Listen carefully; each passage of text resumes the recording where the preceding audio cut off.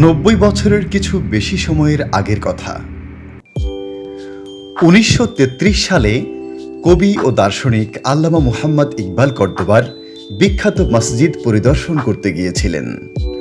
তখন তিনি ভেবেছিলেন যে এই অসাধারণ স্থাপত্যটি স্পেনের গৌরব বাড়িয়েছিল, কারণ এটি ছিল মক্কার পবিত্র মসজিদুল হারামের মতোই অত্যন্ত প্রসিদ্ধ একটি স্থান।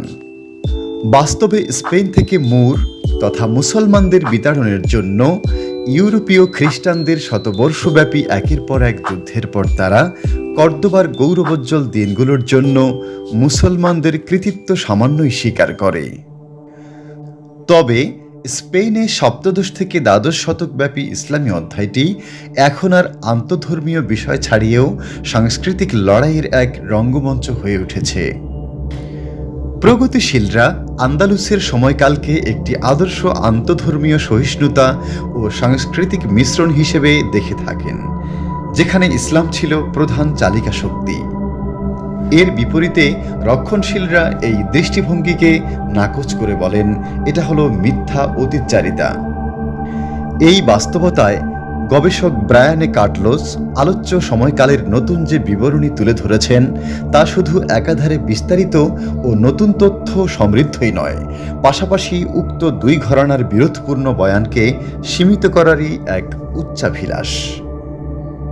তার রচিত kingdoms of faith a new history of Islamic Spain, বিশ্বাসের রাজ্যগুলো ইসলামী স্পেনের নতুন ইতিহাস বইটির ওপর আলোচনা করতে গিয়ে লন্ডন ভিত্তিক টাইমস লিটারেসি সাপ্লিমেন্ট এসব কথা তুলে ধরা হয়েছে।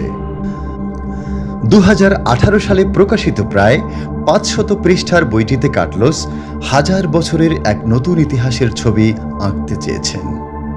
আর এটা হলো সেই ইতিহাস যা এর ইউরোপীয় উত্তরাধিকারীদের কাছে এখনো ব্যাপকভাবে অবহেলিত ও অজ্ঞাত।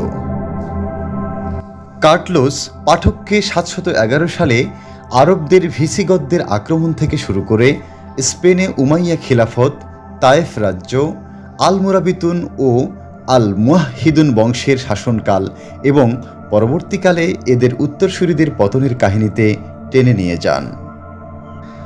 1492 সালে গ্রেনেডার পতন ঘটলেও বইটিতে স্পেনে ইসলামী অধ্যায়ের সমাপ্তি দেখানো হয়েছে।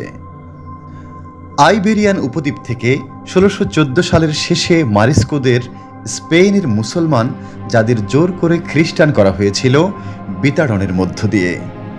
আব্দুল আলী মাসিক, কালচারাল টাইমস।